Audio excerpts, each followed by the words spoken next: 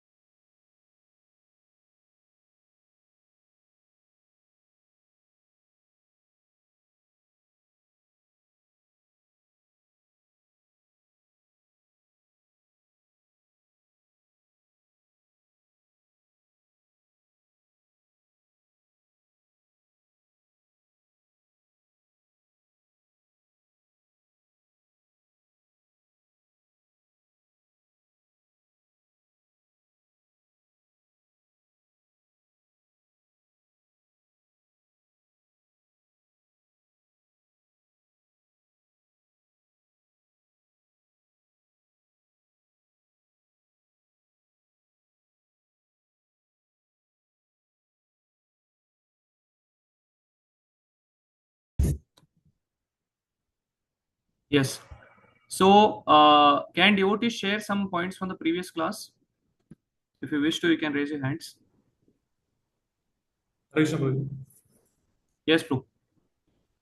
Yeah, so last you mentioned about the importance of association. Like whoever we associate with, we start behaving like them and we start desiring like them. So if we don't associate with pure devotees, we will not have desire to attain pure bhakti. So it is very important to associate with pure devotees to develop similar desires and behave like them. It's very important to associate with them. Yes. Yes. Thank you.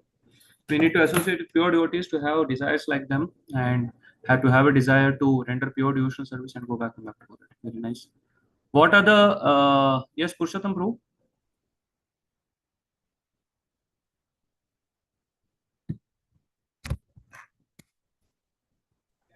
Hey Krishna Prabhu, am I audible? Yes. We should invite few devotees to our house and we should please them by giving prasada about Bhungte Bhojyate Chaiva. We saw about that. Yeah. Bhungte bhojayate chaiva. Yes. Okay. Somebody can tell me what are 6 loving exchanges that we saw in the last class? 6 loving exchanges. Jaideep Prabhu. Yes, Prabhuji. Dadati means giving, then pratiginati, like accepting, then Giving dhya, what? Giving what? Giving what? giving mean giving gifts, Yeah. like serving devotees, giving different gifts, Yes. which are not offered, unused, like Mm. fresh gifts we should give, Mm. like you have told. Then prachati inquires. Then also we have to express to devotees our confidential things in front of Difficulties, devotees. Yeah, whatever difficulties difficulties you we are should, facing. yeah. No. Then inquire about devotees. Then we should eat prasadam with the devotees, and also we should feed devotees with a good prasad. Lovingly, we should feed the devotees. Prasadam. Yeah, with lovingly. Yeah. Yes, true. Okay. Any other point somebody wants to share?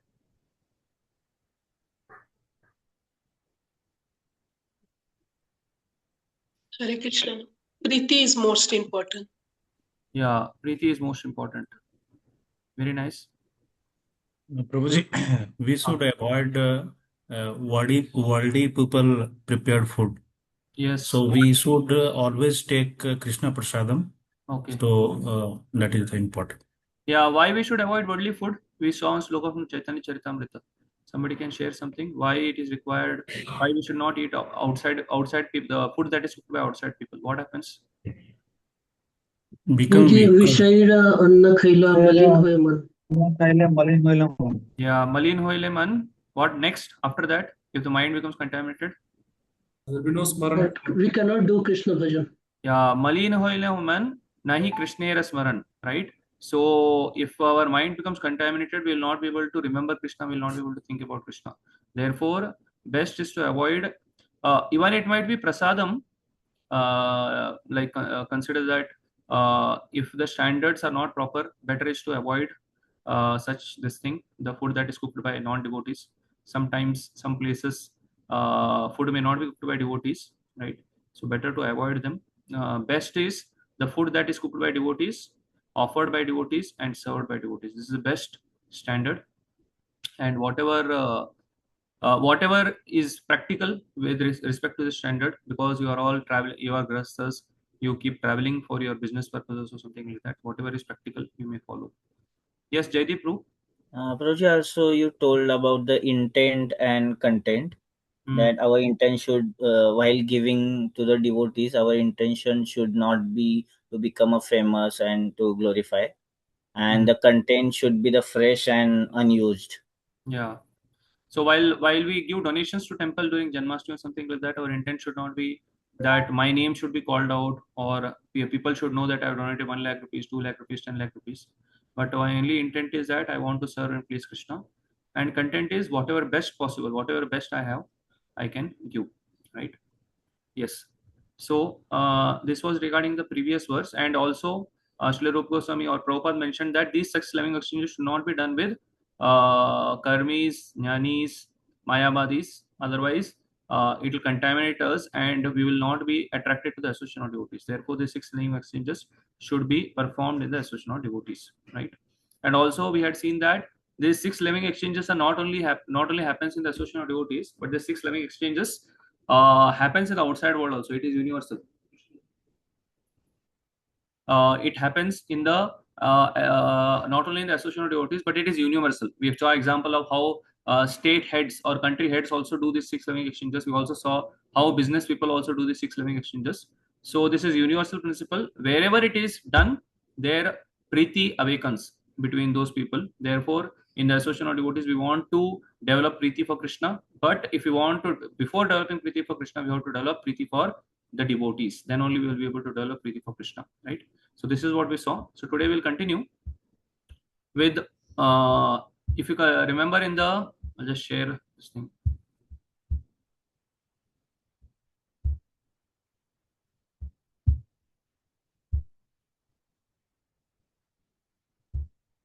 Yeah, if you remember in the last text 4, connection to mantra 5, in the next verse, Srila Rupa Goswami, yes.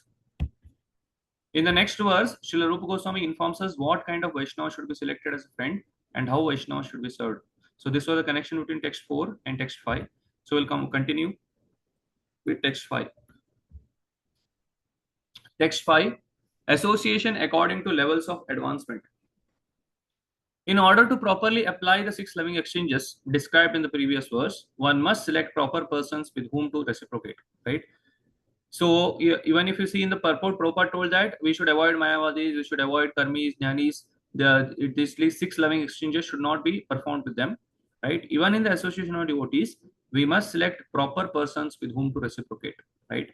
The kind of Vaishnava that should be chosen as a friend and how one should deal with different kinds of Vaishnavas is a subject matter of this verse. What kind of Vaishnava we should choose as friend and how we should deal with different kinds of devotees.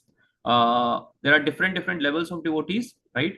So we should deal with them in a different manner, right? So that is what we'll be learning in this particular verse by Srila Rupa Goswami Prabhupada. All devotees should be respected, but in order to make spiritual advancement, we must associate with serious devotees and distance ourselves from casual association, right? So we'll see in the purport that Prabhupada tells that even Sahajiyas, right, should be respected, right? When Prabhupada tells that we should offer obeisances to sannyasis, Prabhupada tells that even if you come across a Mayavadi sannyasi while going on the street, you should offer obeisances. If you do not offer obeisances to that Mayavadi sannyasi, then what? You should fast that day, right? So basically, we are offering obeisance to that particular ashrama, sannyas order, right? So therefore, not only devotees, every living entity should be respected. But how we should respect is different. How we pay our respects to different living entities is different, right? So all devotees should be respected, but in order to make spiritual advancement, we must associate with serious devotees and distance ourselves from casual association. Right? Distance ourselves from casual association.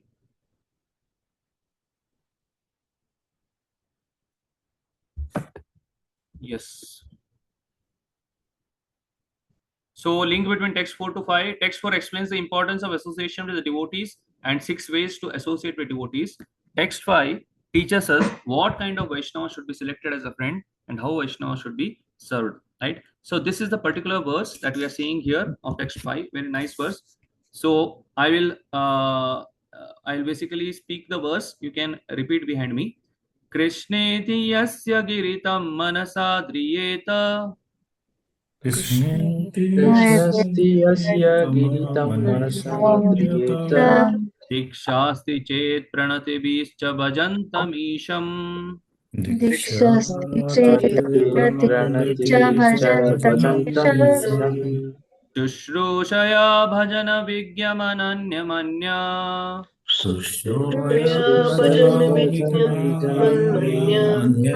Nindadishunyamridamipsita sangalabdya.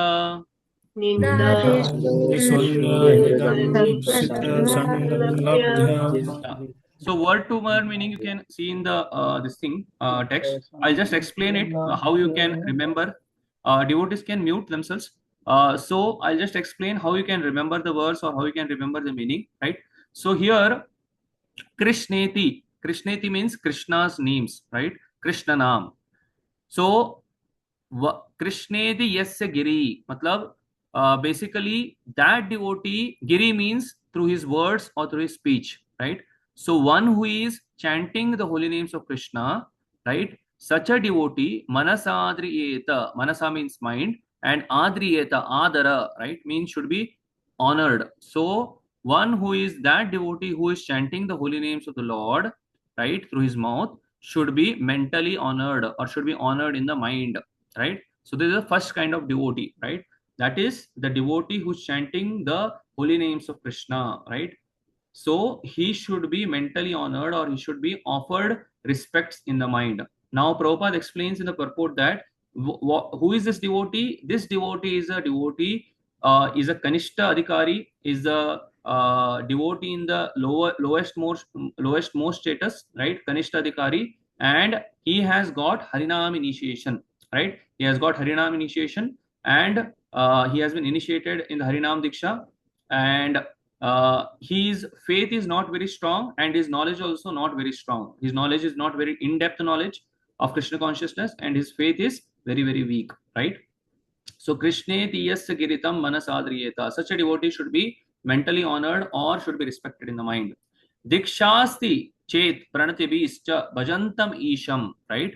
So Dikshasti means one who has got in ISKCON terminologies, Brahmana Diksha, right? Or Mantra Diksha, right? The Gayatri mantra has been given to this devotee. Dikshasti Chet Pranatibhis, right? Pranatibhis means we should offer our respectful obeisances to such a devotee who has been initiated by the spiritual master in the Gayatri mantra or has been given mantra Diksha, and now what he is doing? Bhajantam Isham. He is very sincerely engaged in the worship of the Supreme Personality of Godhead in the DT form, right? Dikshasti Chet Pranatibhischa Bhajantam Isham. Dikshasti means he is given mantra diksha. Pranatibhis means we should offer respectful obeisances to such a devotee, and what he is doing on the order of the spiritual master, Bhajantam Isham. He is sincerely engaged in the worship of the deity form of the Lord, right? Such a devotee should be offered respectful obeisances.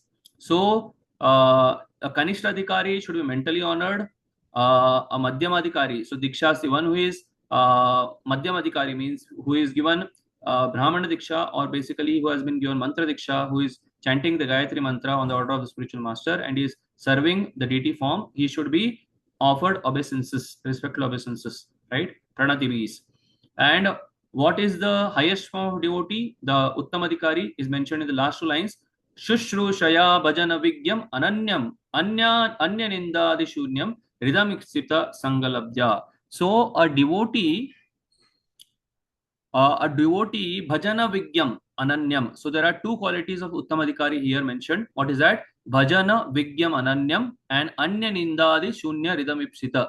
So basically a person who is very undeviatingly engaged in the service of the Lord. His bhajan is undeviating, right? His faith is fixed, his knowledge is in depth, right? His faith cannot be shaken, right? So bhajana vigyam ananyam, right? He is a very, very strong devotee, staunch devotee, right? And he is undeviatingly engaged in the service of the Lord. This is one quality. And second is anya nindadi shunya ridam. His heart is devoid of the quality to criticize others, right? He does not have the tendency to criticize others, or his heart not only criticizes to the mouth, right? His heart doesn't have the tendency to criticize other people or other devotees, right? So what we should do with such a devotee? Shushrushaya, right? We should serve that devotee and we should associate. Sangalabdya, we should associate with such a devotee. So devotee or a Uttamadhikari who is undeviatingly engaged in the service of the Lord and his heart does not have the tendency to criticize others. Such a devotee we should Shushrushaya, very humbly serve. And second is we should hanker for such a devotee's association, right? And we should accept such a devotee as spiritual master, right? So these are the three kinds of devotees: Kanishta Adhikari, Madhyama Adhikari, Uttama Adhikari. Kanishta Adhikari, he has undergone Harinam initiation, right? We should mentally honor him, offer respects in the mind. His faith is not so staunch; it can be shaken, when he associates with worldly people, with Mayavadis, his faith gets shaken. He may even leave Krishna consciousness and go away, right? And because his knowledge is not in depth, therefore his faith is not strong, right? What is a Madhyamadikari? Madhyamadikari is one who has undergone mantra diksha by the Guru, and on the order of the Guru, he is engaged in the service of the deity form of the Lord. And for such a devotee, we should offer respectful obeisances, right? And his knowledge may not be knowledge is insufficient. Knowledge may not be in-depth knowledge, sufficient knowledge to defeat Mayavadis, to defeat outside people. But his faith is very, very strong, right? His faith is very, very strong. And Uttamadikari, right? So he is undeviatingly engaged in the service of the Lord, and in his heart, there is no tendency to criticize others, right? Such a devotee is Uttamadikari. So we should humbly serve such a devotee, and we should aspire for the association of such a devotee, and we should accept such a devotee as either Diksha Guru or Shiksha Guru, right? So such a devotee, his faith is very, very strong. His faith is not shaken, and he has sufficient knowledge. He can convert people into Vaishnavas, right? So such example, Ramanujacharya, Madhvacharya, these are all Uttamadikaris. Our spiritual masters are all Uttamadikaris because they can convert normal living entities, even Mayavadis, into devotees, right? So this is the verse, today's verse. We'll go further. So Prabhupada tells in the purport that we need to intelligently apply 6 living exchanges, right? So therefore, we should select proper persons with careful discrimination. Meet Vaishnavas according to particular status. We saw the 3 statuses, Kanishtadikari, Madhyamadikari, and Uttamadikari. So based on this, we should deal with different Vaishnavas differently. Mentally honor one kind of devotee, offer respectful obeisances, second kind, and third, what we should do, we should humbly serve such a devotee and aspire to associate with such a devotee. So 3 levels of devotees: Kanishta, Madhyama, Uttama. Kanishta Adhikari. So based on dealings, right? Prabhupada explains in the purport, there are Kanishta Adhikari's definition are different based on dealings and based on faith, right? So based on dealings, how he deals with Vaishnavas, how he deals with deities, that is how we can define a Kanishta, Madhyama, and Uttamadikari. So what a Kanishta Adhikari does, he only worships deity, right? But he does not know how to behave with devotees. He does not treat devotees respectfully. He only sees Krishna in the deity, but he does not see Krishna in the hearts of devotees. Therefore, he respects only the deities. He worships the deities, serves the deities, but he does not have a desire or does not know the importance of serving devotees. He does not know that Krishna himself tells in Padma Puran to Arjuna that one who tells that he is my devotee, Krishna tells that he is not my devotee. But he tells to Arjuna that one who tells that I am a devotee of your devotee, then he is actually my devotee, right? So Krishna himself respects and honors his devotee so much that he tells that one who tells that he is my devotee, he is Krishna's devotee, actually he is not my devotee. But one who tells that he is my devotee's devotee, then Krishna tells that he is my devotee, right? So therefore, he does not know all this knowledge. He is not aware of this knowledge. Therefore, a Kanishtadakari only respects Krishna, only respects the deity form of Krishna, but behaves badly with devotees. This verse is there in 11th canto, 2nd chapter, 47th sloka. Archayameva hare pujamya shraddayate. He very faithfully worships the deities. Na tad bhakteshu chaneshu sabhakta prakrita smrita. But he does not recognize the Lord's devotees. Such a devotee is prakrita. Such a devotee is a prakrita devotee or a Kanishtadikari, right? So this is based on dealings, right? How do you identify Kanishtadikari based on initiation? Harinam initiated. Example, Bhakti Vriksha. So a devotee who is Harinam initiated can be considered a Kanishtadikari, right? He is trying to chant the holy names. So such a devotee we should mentally honor, and based on the level of faith and knowledge, Kanishtadikari's faith is very, very soft and unsteady. It can be shaken anytime, right? If he associates with Mayavadis, if he associates with Karmis, Jnanis, his faith gets shaken, and he has very, very poor knowledge. Therefore, he cannot convert Mayavadis. Therefore, he cannot convert Jnanis and Karmis into Vaishnavas. So this is about Kanishtadikari, right? So based on dealings, based on initiation, and based on the level of faith and knowledge. A Madhyamadikari, based on dealings, there is a very nice verse. Ishvare tad adineshu balisheshu dvishastucha prema maitri kripa upeksha iha karoti sa madhyama. So Madhyama devotee, prema maitri kripa upeksha, right? So Ishvare matlab Supreme Personality of Godhead, right? For Supreme Personality of Godhead, he has love, prema, right? For the Supreme Personality of Godhead, he has prema, right? Tad adineshu means one who is adineshu means one who is a servant of the Lord. Tad adineshu, servant of Ishvara, right? So tad adineshu he has maitri, right? Balisheshu means one who is innocent. To innocent people he has kripa, he shows mercy. And dvishastusha means one who is envious, for him he does upeksha, means he neglects them or he does not associate with them. Such a devotee who has these four kinds of dealings is called a madhyamadikari. Ishvare tadadineshu balisheshu dvishastusha prema maitri kripa upeksha yah karoti sa madhyama. For Ishvara, the Supreme Personality of Godhead, he has prema, he lovingly serves the Supreme Lord. Tadadineshu, for devotees, he makes friends with them. Balisheshu, for innocent people, he has kripa, he shows them mercy, gives them Krishna consciousness, gives them books, gives them prasadam, gives them holy name. And dvishastusha, right? One who is envious, dvishastu, one who is dveshi, he avoids them. Upeksha, he does not associate with them. So such a devotee is a madhyamadikari. A kanishtadikari knows only Ishvara. He lovingly serves them, but he does not know the other three kinds of people, right? But a madhyamadikari has different dealings with the Lord, his devotees, innocent people, and with dishastu, that is envious people. Krishna is the object of love, makes friends with devotees, merciful to innocent, avoids the envious. So based on faith, his faith is very, very strong, and he has knowledge is inconclusive knowledge of Shastras, right? He may have little knowledge, he may have some little knowledge, but he does not have a complete knowledge of all the Shastras, which is required to defeat or which is required to convert other people into devotees. And based on initiation, he has been given second initiation, or he has been given Brahman initiation, or he has been given Mantra Diksha, he has been given the Gayatri Mantra, and he lovingly engages in the service of the deity form of the Lord.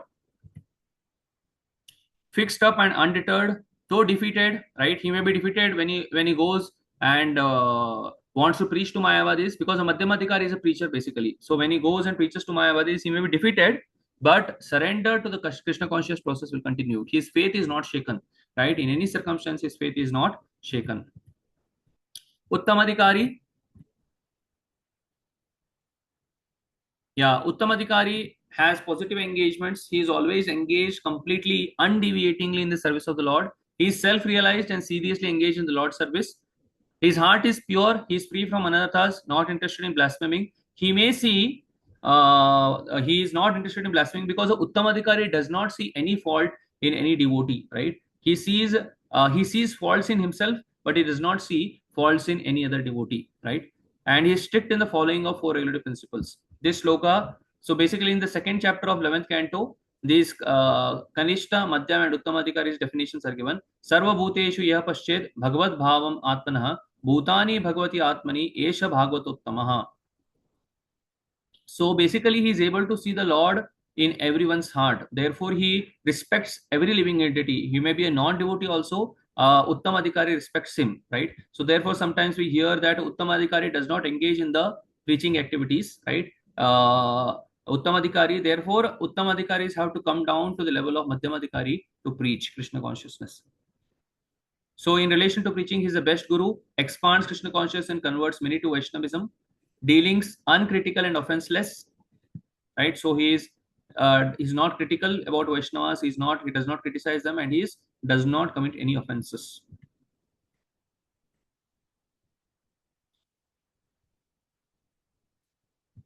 Yeah, we'll see. We'll go back to the purport and come back here. Yes.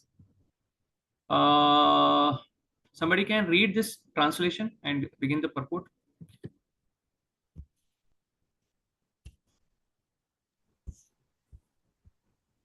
One should mentally honor Hare Krishna the Prabhu.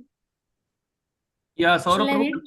Saurabh Prabhu. One should mentally honor the devotee who chants the holy name of Lord Krishna. One should offer humble obeisances to the devotee who has undergone spiritual initiation, Diksha, and is engaged in worshipping the deity.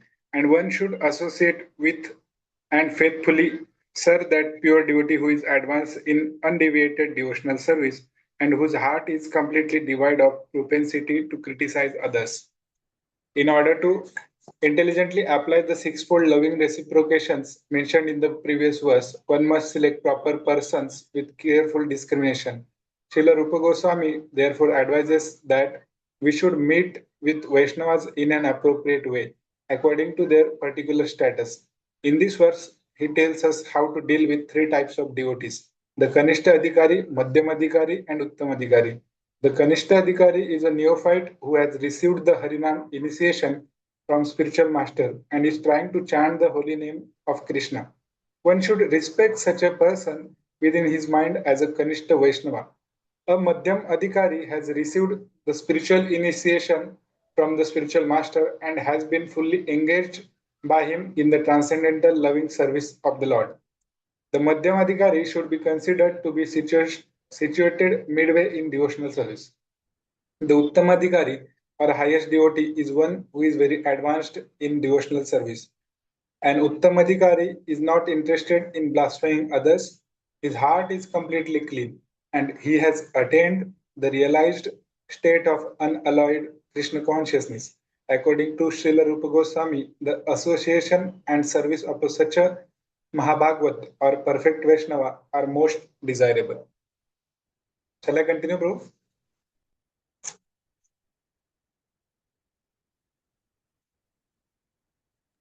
Okay, I'll continue. One should not remain a Kanishta Adhikari, one who is situated on the lowest platform of devotional service.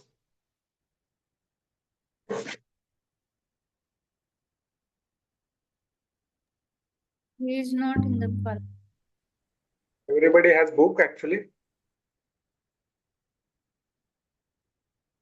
Yes, Prabhuji, we have. Yes, Prabhu.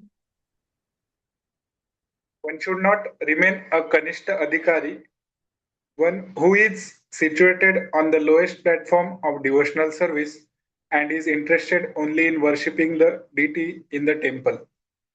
Such a devotee is described in the 11th canto of Srimad Bhagavatam, 11:247.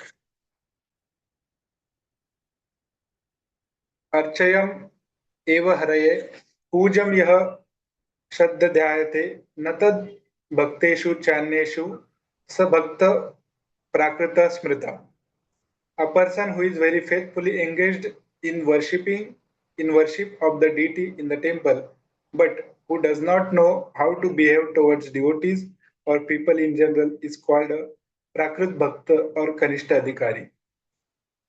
One therefore has to raise himself from the position of Kanishta Adhikari to the platform of Madhyam Adhikari. The Madhyam Adhikari is described in the Srimad Bhagavatam 11:246 in this way.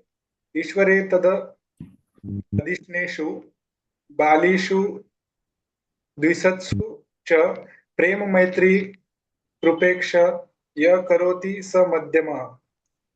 The Madhyam Adhikari is a devotee who worships the Supreme Personality of Godhead as the highest object of love, makes friends with Lord's devotees, is merciful to the ignorant, and avoid those who are envious by nature. Yes. So if we are expected to rise from the platform of Kanishta Adhikari to Madhyam Adhikari, so how that can happen? A Kanishta Adhikari has love for the Supreme Personality of Godhead, but we should also learn to make friends with devotees. We should be merciful to ignorant and avoid those who are envious by nature. Right? This is how we can also rise from the level of Kanishta Adhikari to Madhyam Adhikari, and also a Kanishta Adhikari's knowledge is very, very weak, and his faith is very, very weak. So we should read Prabhupada's books, we should hear from pure devotees, we should hear from devotees and make our knowledge strong. And we should associate with those who are faithful and follow the regulative principles of bhakti very, very nicely, the 64 angas of bhakti very nicely, so that our faith also becomes very, very strong. So that's how we can rise from the level of Kanishta Adhikari to the level of Madhyama Adhikari, right? Yes, continue, Prabhu. This is the way to cultivate devotional service properly. Therefore, in this verse, Srila Rupa Goswami has advised us how to treat various devotees. We can see from practical experience that there are different types of Vaishnavas. The Prakrit Sahajya generally chant Hare Krishna Mahamantra Yet they are attached to woman, money, and intoxication. Although such a person may chant the holy name of the Lord, they are not yet properly purified. Such people should be respected within one's mind, but their association should be avoided. Those who are innocent but simply carried away by bad association should be shown favor if they are eager to receive proper instruction from the pure devotees. But those neophyte devotees who are actually initiated by bona fide spiritual master and are seriously engaged in carrying out the orders of spiritual master should be offered respectful obeisances. Yes, so here this initiation that Prabhupada is speaking about, initiated by the bona fide spiritual master, means second initiation or mantra diksha. So they should be offered respectful obeisances. Yes, true. Next, continue. Somebody else can continue in this Krishna conscious movement. Prachi Mataji wanted to read. Please read.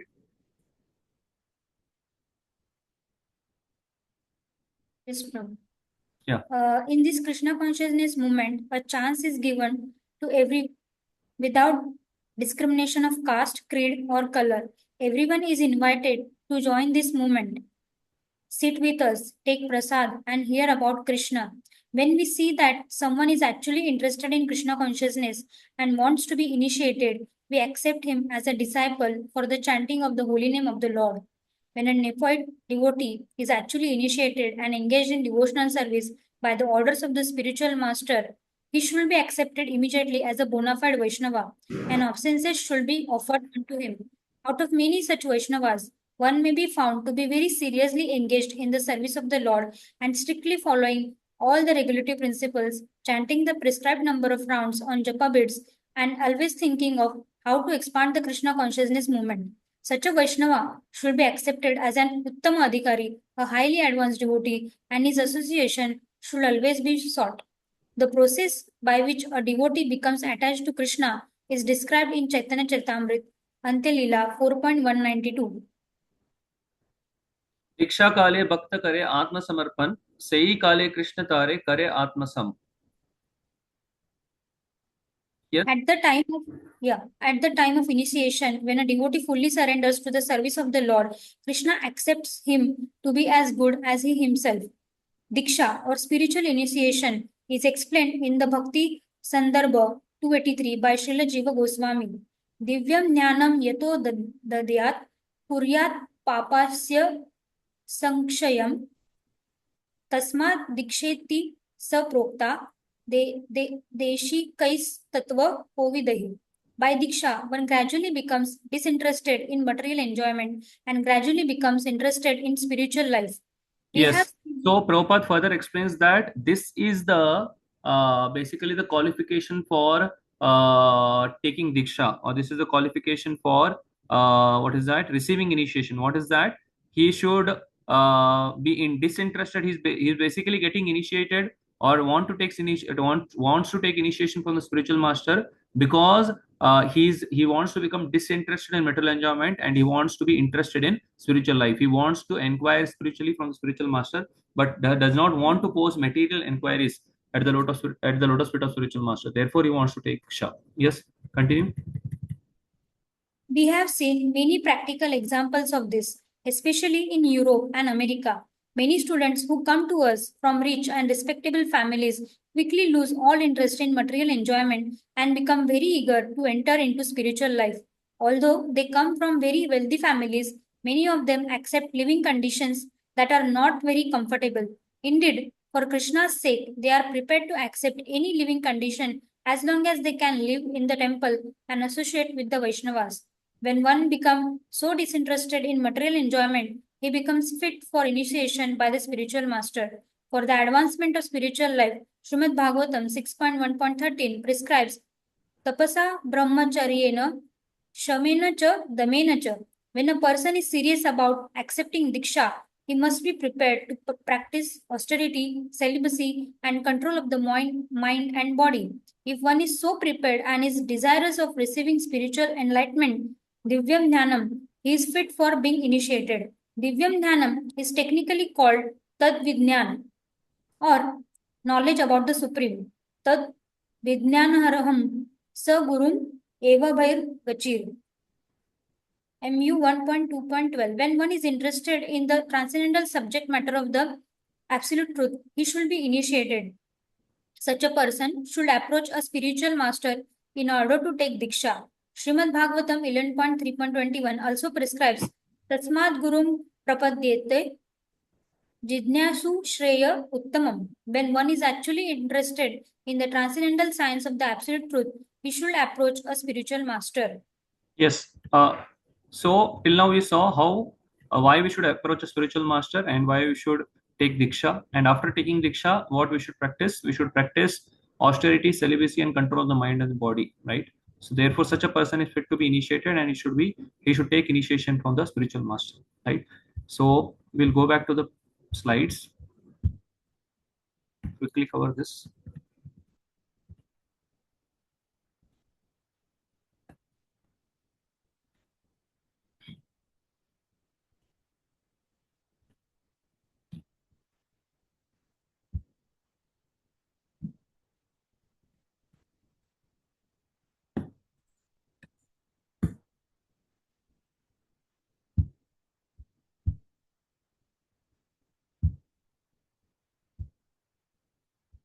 Yeah, this is what we saw on the before the purport.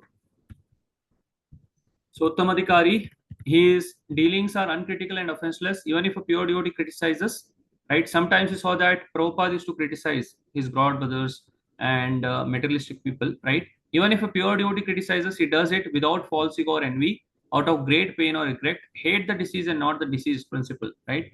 So generally, we should also hate the disease. If somebody is not following the principles, we should hate the disease but not the deceased.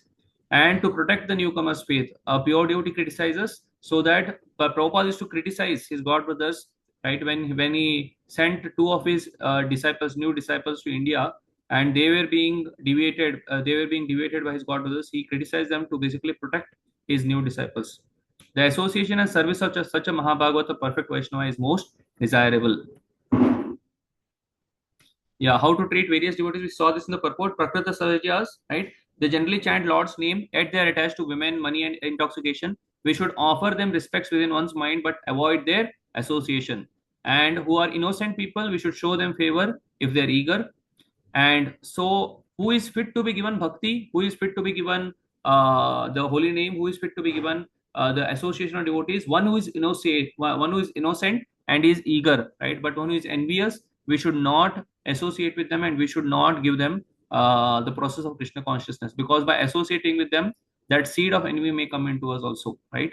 So those devotees who are initiated and engaged in devotional service should be offered respectful obeisances and should be accepted as a bona fide Vaishnava, right? Uttamadhikari, how we should deal with them? Who is Uttamadhikari? Who strictly follows all rules and regulations, stands prescribed rounds, and always thinks of expanding Krishna conscious movement, right? We can see examples of Srila Prabhupada, we can see examples of his disciples, sannyasis, and other disciples of Srila Prabhupada, how they were always thinking of expanding Krishna conscious movement, right? Their association should be always sought. Yes. So we also saw this, how we should surrender to the service of spiritual master, that is Diksha. Transformations that are expected at initiation. Diksha kale bhakta kare atma samarpan, sahi kale Krishna tare kare atma sam. Devotee fully surrenders to Lord's service, then Lord Krishna accepts him as good as himself, right? Spiritual initiation as per Srila Jiva Goswami Bhakti Sandarbha. Divyam jnanam yato dadyat kuryat papasya sanshayam tasmad diksheti sa prokta desikai sattva vidhay. He becomes gradually disinterested in material enjoyment and gradually becomes interested in spiritual life. Yeah, Prabhupada gave an example of his disciples, how they became simultaneously disinterested, and examples of such simultaneous disinterest and higher interest which develops by surrender to the spiritual master. Students from rich and respectable families in Europe and America, sign of detachment is they're ready to accept any living conditions, and sign of higher attachment is that their only priority of their life is association of devotees, ready to sacrifice any comforts. Yes, so these are the qualifications which we saw. Qualifications of a candidate to be fit for Diksha by a bona fide spiritual master: developing disinterest in the material enjoyment, tapasa brahmacharyena samena cha damena cha. They are prepared for austerity, celibacy, control of mind and body, and they are desirous of receiving spiritual enlightenment, divyam jnanam, and they are inquisitive about transcendental science. So they are not inquisitive about mundane subjects, and they are and not accepting spiritual master for the sake of fashion. Just like in the outside world, people keep a guru, right? And they pay him some money every month or every week, and they go to him just for show off that I also have a guru. But Prabhupada heavily condemns such a mentality. We should not have a guru for just for the sake of fashion, but for enlightening ourselves in the transcendental subject matters. तद विज्ञानार्थम स गुरुम एवाभिगच्छेत समित पानी श्रोत्रियम ब्रह्मनिष्ठम. Right? So what kind of guru we should accept? He should be brahmanishtam. He should be fixed in the absolute truth. Such a devotee or such a spiritual master we accept as a spiritual master. Divya Jnanam or Tad Vijnana or knowledge about the Supreme Lord, the Guru, spiritual master, gives such a knowledge to us about spiritual life. When one is interested in transcendental science, he should be initiated by approaching a spiritual master. We saw this verse. Tasmat Gurum Prapadyeta Jijnasu Shreyam Uttamam Shabde Parecha Nishnatam Brahmani Upashamashrayam. One should not accept a spiritual master without following his instructions, nor should one accept a spiritual master just to make a fashionable show of spiritual life. One must be Jijnasu, very much inquisitive to learn. The inquiries one makes should strictly pertain to transcendental science. Jijnasu Shreya Uttamam. And after initiation, he should seriously engage in devotional service, right? So such a person can be called as a Madhyamadhikari. So further, Prabhupada explains how we can elevate ourselves from the level of Kanishta Adhikari to Madhyamadhikari, right? So chanting, this can be done by the chanting of the holy names of the Lord. So chanting is so sublime. By chanting offenselessly, one realizes both the holy name and the Lord himself are same, right? So if we now presently in our, because we're chanting with offenses, the 10 offenses, right, that we every day recite, this 10 offenses, Sikshashtakam, right, we should every day recite them, right, because we should remind ourselves what are the 10 offenses. So the 10, if we avoid strictly these 10 offenses, and the 11th offense is that to be inattentive while chanting, right? So these 10 or 11 offenses, if we avoid, then what will happen is gradually we will realize that both the holy name and the Lord himself are same. Presently, we do not realize this. Therefore, while we are chanting, we sleep, we doze off, or we are inattentive, we see here and there, because we are not yet realized that the holy name and the Lord himself are same. If we realize that the holy name and the Lord himself are same, it's like Radha and Krishna are personally coming and meeting us, right? So we will be so attentive and we will be so lovingly welcome them, right? So while chanting the holy name also, Radha and Krishna are coming and basically they are dancing on our tongues, right? But because we are not realized this, that the holy name and the Lord himself are same, therefore we are inattentive, we are distracted, we see our mobile, we see TV, we see here and there, or we doze off, right? So therefore, if we chant offenselessly, then Nama Nami Abhinnatvam, the holy name and the Lord are non-different, right? So this we will realize. So without chanting offenselessly, one cannot be a proper candidate for advancement in Krishna consciousness. That is, if we do not chant offenselessly, then we cannot be elevated from the platform of Kanishtadhikari to Madhyamadhikari, from the platform of Madhyamadhikari to Uttamadhikari, right? So here the what is that? The definitions, again the definition of Kanishtadhikari is mentioned. Yahara Komala Shraddha Sei Kanishtajan. So whose Shraddha is Komala, he is a Kanishtadhikari. Krame Krame Teho Bhakta Hoibe Uttam.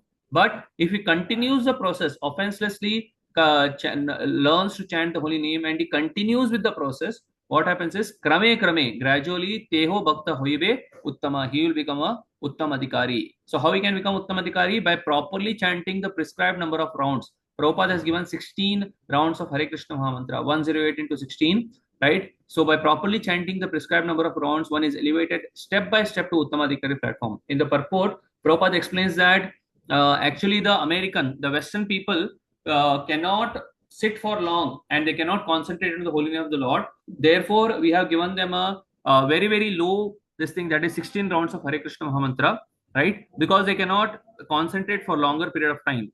But the standard of Srila Bhaktivedanta Saraswati Thakur is that 64 rounds of Hare Krishna Mahamantra, right? Anybody who does not chant 64 rounds of Hare Krishna Mahamantra, Prabhupada tells in the purport that Srila Bhaktivedanta Saraswati Thakur used to tell him a fallen devotee or a patita.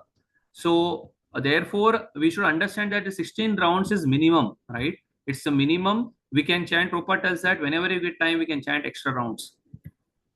By trying to serve the Supreme Lord with all seriousness, and without duplicity, we can expect the mercy of Lord Chaitanya Mahaprabhu, because he's Patita Pavan, the deliverer fallen. So in this regard only, that because Prabhupada tells the standard of Srila Bhaktisiddhanta Saraswati Thakur is 64 rounds, and anybody who does not chant 64 rounds is actually Patita. But Prabhupada tells that because along with chanting of 16 rounds, we are also trying to serve the Supreme Personality of Godhead. Therefore, by the mercy of Lord Chaitanya Mahaprabhu, who is called as Patita Pavana, we are Patita, but Chaitanya Mahaprabhu is Patita Pavana. He is the deliverer of fallen souls, so we can achieve success in spiritual life, right? So 16 rounds is a minimum. We should also try to chant extra, but also we should remember that we are also supposed to serve in the mission of the Guru, right? So therefore, chanting 16 rounds and serving in the mission of the Guru, we can expect the mercy of Lord Chaitanya Mahaprabhu.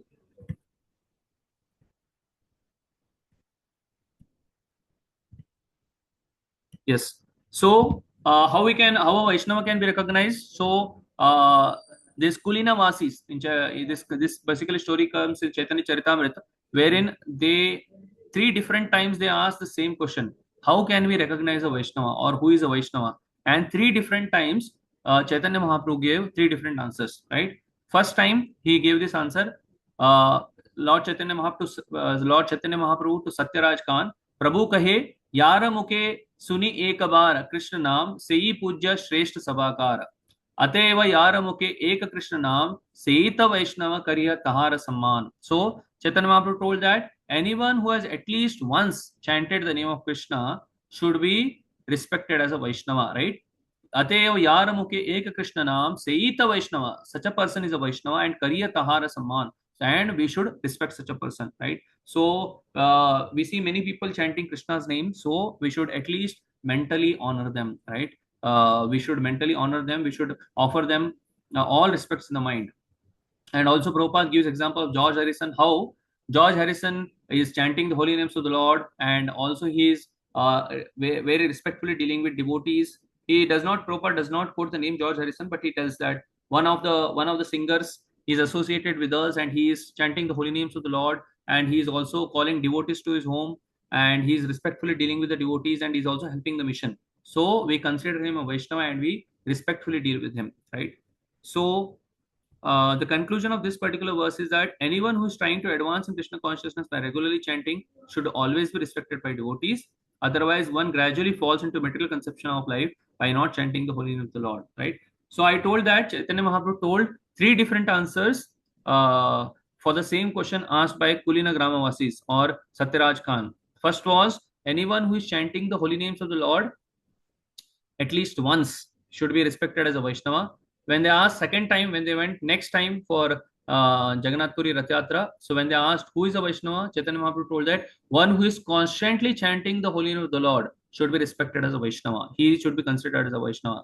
And the third level is one by seeing whom, right? The Vaishnava, by seeing whom one starts chanting the holy name of the Lord, right? He should be respected as a Vaishnava. So one who chants the holy name of the Lord at least once, one who is constantly chanting the holy name of the Lord, this is second level. And the third level is by seeing whom, such a Vaishnava, by seeing whom one starts chanting the holy name of the Lord should be considered a Parama Vaishnava, right? So these are 3 different levels of devotees that Chaitanya Mahaprabhu answered to the Kulina Gramavasis of Satyaraj Khan. Yes, we'll go back to purport.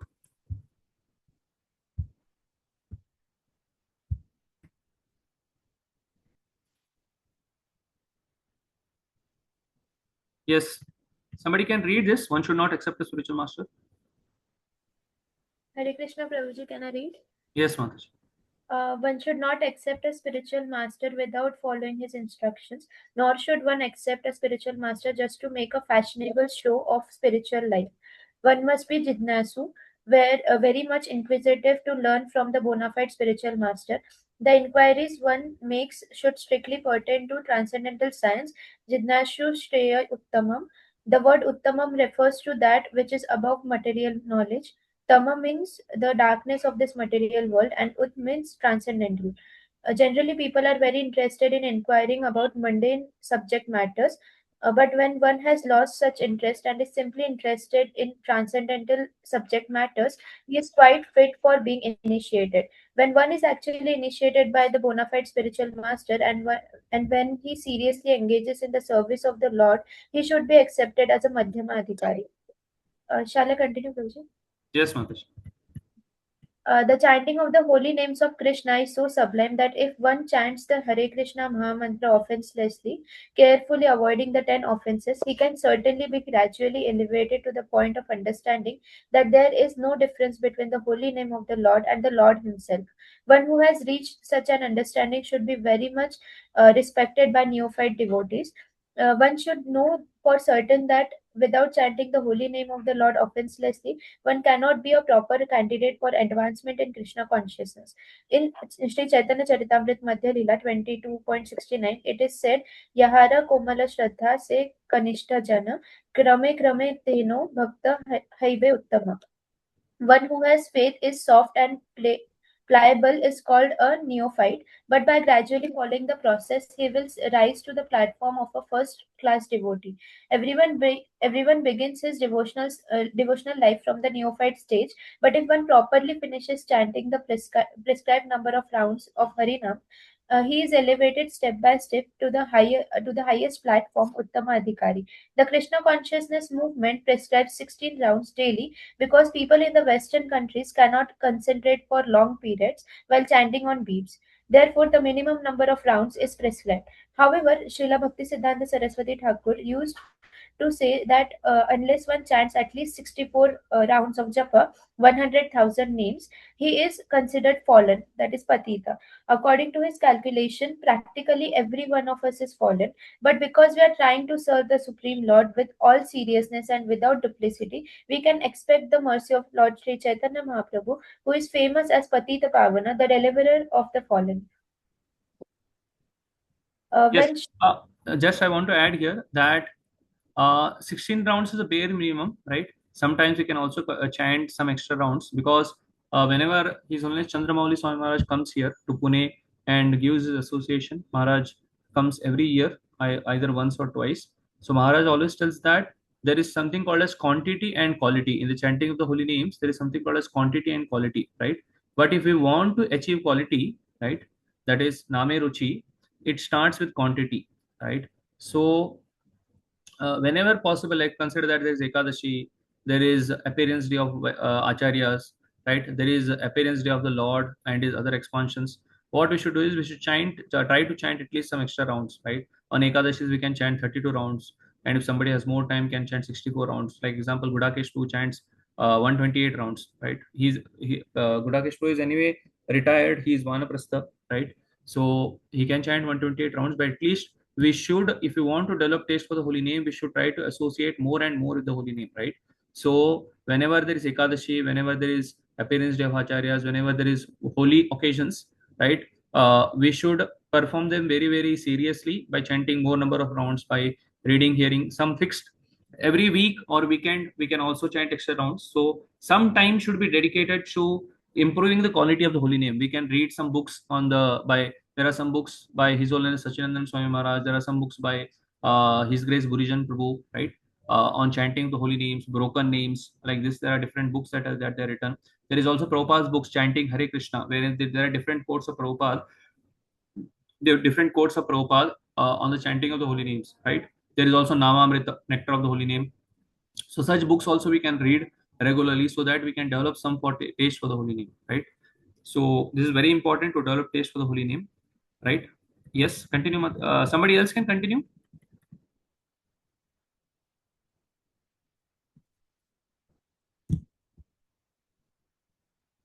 Hare Krishna. Hare Krishna, Prabhuji. Yes, Mataji, please read. So, when Srila Satyaraj Khan, a great devotee of Sri Chaitanya Mahaprabhu, asked the Lord how a Vaishnava could be recognized, the Lord replied, Prabhu kahe hara mukhe suni ekabara, Krishna nama se puja, Shrestha sabakara. If one hears a person say even once the word Krishna, that person should be accepted as the best man out of the common group. CC Madhyalila 15.106. Lord Chaitanya Mahaprabhu continued, Atayeva yahara mukhe ekam Krishna nama seita Vaishnava kariha tahara sammana. One who is interested in chanting the holy name of Krishna, or who by practice likes to chant Krishna's name, should be accepted as a Vaishnava and offered respects as such, at least within one's mind. CC Madhyalila 15.111. One of our friends, a famous English musician, has become attracted to chanting the holy name of Krishna, and even in these records, he has several times mentioned the holy name of Krishna.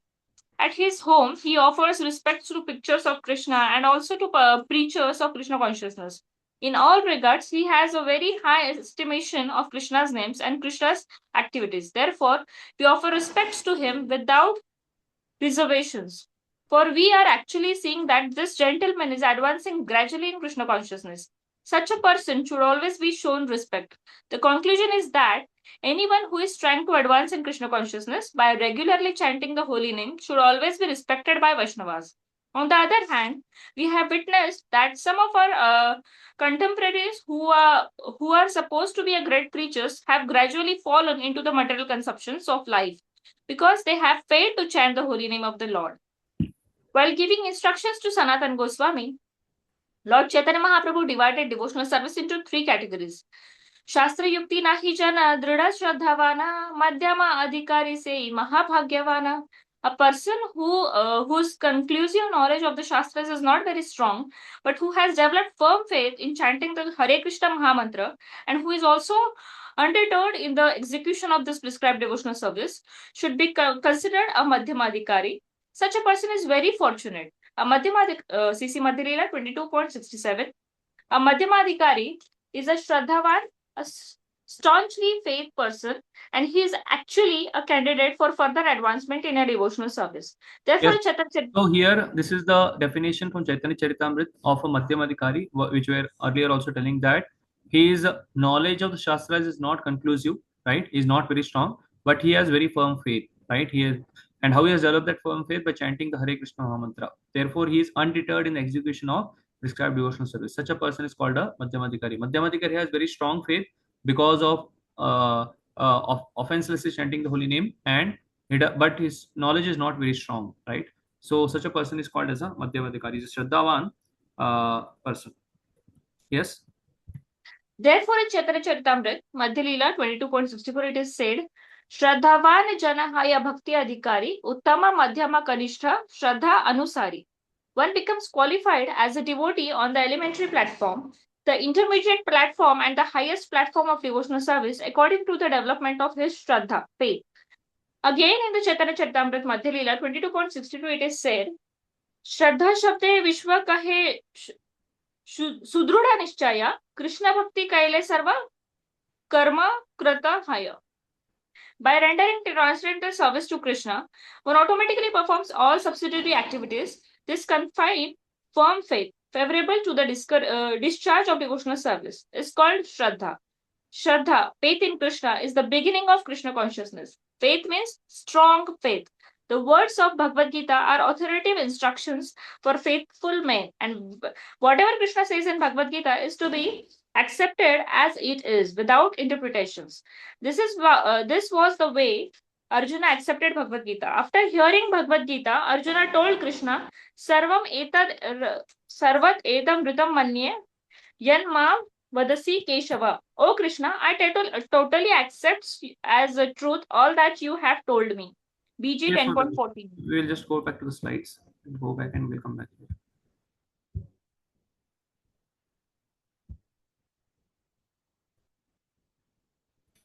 Yeah, we saw this, that how we saw the definitions of Madhyamadhikari and how based on Shraddha, that is Shraddhavan Jana Hoy Bhakti Adhikari, Uttama Madhyama Kanishta, Shraddha Anusari. So according to Shraddha, the three kinds of devotees are mentioned, that is Kanishta, Madhyama and Uttama, right? And we also saw the definition of Shraddha. Shraddha, faith in Lord Krishna, is the beginning of Krishna consciousness. Words of Bhagavad Gita are authoritative instructions for the faithful. So a faithful person accepts Bhagavad Gita as it is without any interpretation. He does not accept Bhagavad Gita, some part of Bhagavad Gita, and does not and rejects another part of Bhagavad Gita, right? So he does not follow the Artha Kukutinai, right? So he basically accepts Krishna's instructions or Bhagavad Gita in toto. Right? Prabhupada tells that we should accept Bhagavad Gita in toto, that is in full, not that we accept half and we reject the half, right? So Arjuna is also telling that Sarvametam Ritam Manye Yanma Madasi Keshava. Whatever Krishna you are told, I accept fully. This is the correct way of understanding Bhagavad Gita based on Shraddha. So accepting Bhagavad Gita in totality, especially the last instruction, that is Sarva Dharman Parityajya Mamekam Sharanam Vraja. When one becomes completely faithful in regard to this instruction, one's strong faith becomes the basis for advancing in spiritual life. By chanting faithfully, one gradually realizes one's own spiritual identity, right? So we can gradually realize our spiritual identity by faithfully chanting the holy names of the Lord, offenselessly chanting the holy name of the Lord. So if we do not faithfully chant, Lord does not reveal himself. Atha Shri Krishna Namadi na bhaved grayam indriye sevan mukhe hi jivadav swayam eva spurtada, right? So if we Shri Krishna Namadi na bhaved grayam indriye, so we cannot understand the name, form, qualities, pastimes, Nama, Rupa, Guna, Leela of the Lord by these material mind, material intelligence, material senses. It is not possible because these mind, intelligence, senses, our ego, this is all material. But the Nama, Rupa, Guna, Leela of the Lord is all spiritual. So through these material objects or material senses, we cannot understand the Nama, Rupa. Atha Shri Krishna Namadi na bhaved, right? We will not be able to understand. Na bhaved grayam, we will not be able to understand with the indriyai, that is with this material senses. So how can we understand then? Sevon mukhe jivadav, right? So with the service attitude and with the service attitude, if you chant jivadav through this tongue, if we chant the holy name of the Lord, swayam eva spurutaya, the Lord in the form of the holy name will reveal himself, right? So therefore, with the service attitude, if we continue chanting the holy name of the Lord will surely reveal and dance on the Radha and Krishna will dance on our tongues. We cannot realize the Lord by any artificial means. We must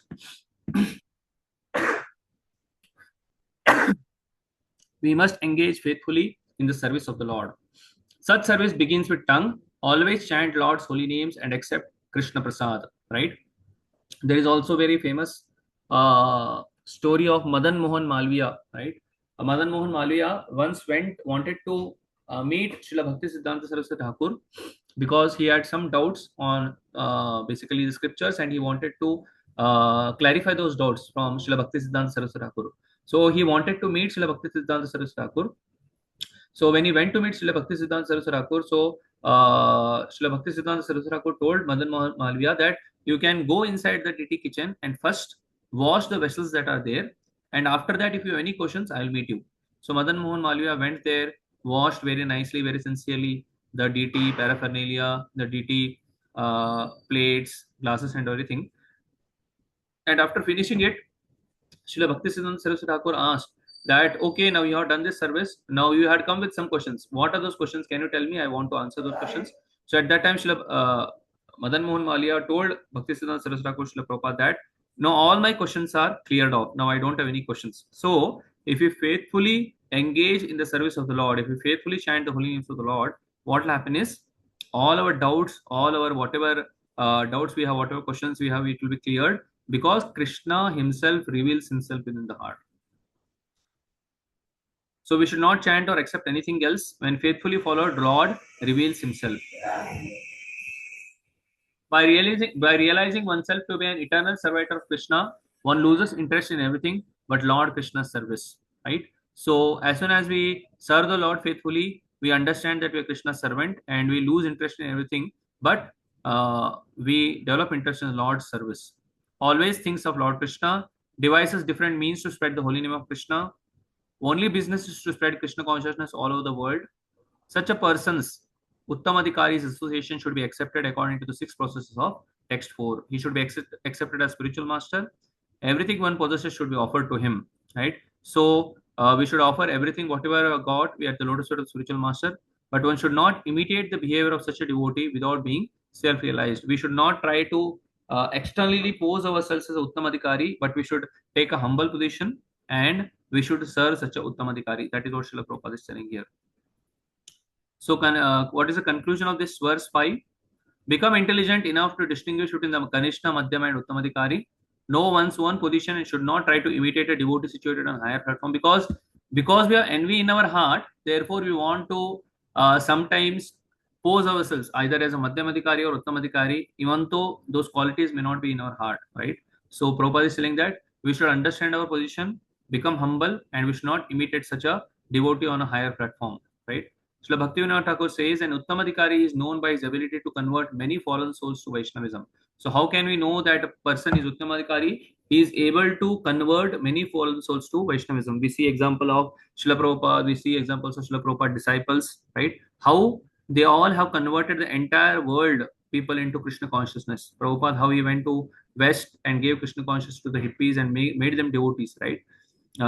One even other sampradaya sannyasis, it is told in other sampradayas that anyone who crosses the ocean is considered to be fallen, right? Why they have mentioned this? If a sannyasi if he crosses the ocean, right, he should be considered fallen because the culture apart from India, if you go cross the ocean, if you go to Western countries, if you go to Gulf countries, you can see the culture is very, very bad, right? And they do not know any culture, they do not know any shastric knowledge. Therefore, if a sannyasi associates with them, right, what happens that there are chances that he may fall down. Therefore, in the scriptures, it is mentioned that a sannyasi should not cross the ocean, right? So, but you can see that Vaishnavas are so merciful; they are more merciful than Krishna. Krishna never personally goes to a person and tells him to chant the holy name, but a Vaishnava is so merciful that he takes risk of going to the Western countries, and how he's going? He's going on a ship, right? 30 days travel, right? With 3 heart attacks, he's going to the Western countries and he's delivering the holy name to the fallen souls, right? So therefore, we can understand how we can understand Uttamadikari by his ability to convert many fallen souls to Vaishnavism. One should not become a spiritual master without being a Uttamadikari. An intermediate devotee can also accept disciples of same platform, but his guidance is insufficient. Even a Madhyamadikari can also become a spiritual master, but his guidance will be insufficient. Disciples, he can uplift the disciples only to his level, right? So therefore, Prabhupada tells that therefore disciples should be careful to accept an Uttamadikari as a spiritual master. So this is a conclusion. So this completes verse 5.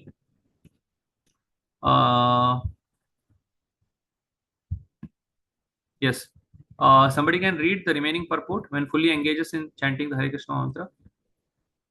This is the correct way. This is the correct way of understanding Bhagavad Gita, and this is called Shraddha. This is not that one accepts a portion of Bhagavad Gita according to his own whimsical interpretations and then rejects other portion.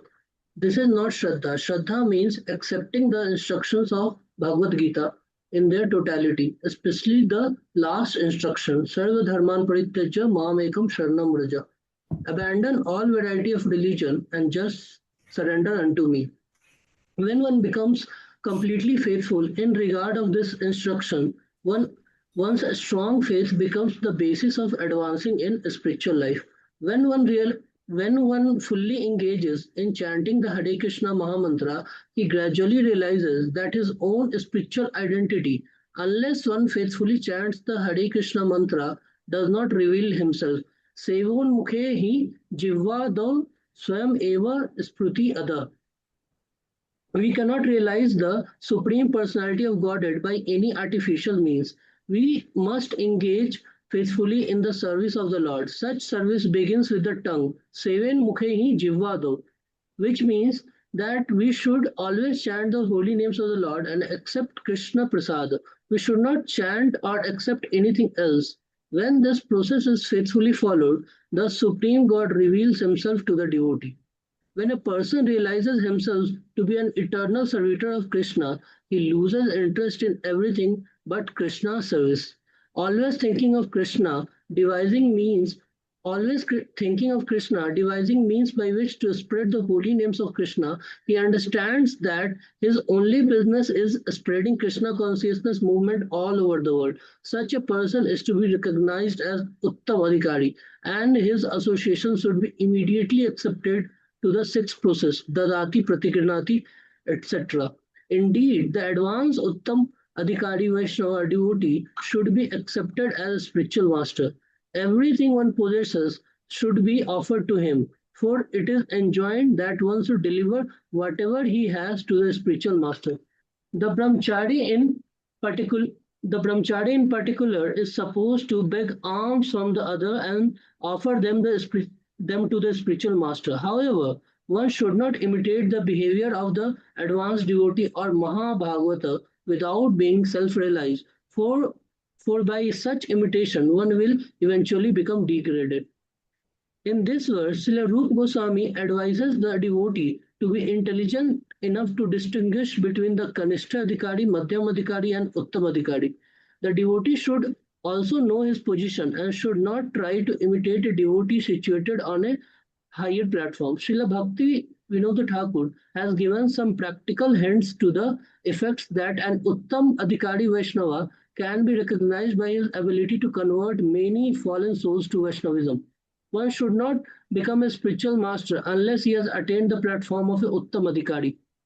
A neophyte Vaishnava or a Vaishnava situated on the intermediate platform can also accept disciples, but such disciples must be on the same platform, and it is also be understood that they cannot advance very well toward the ultimate goal of life under the insufficient guidance.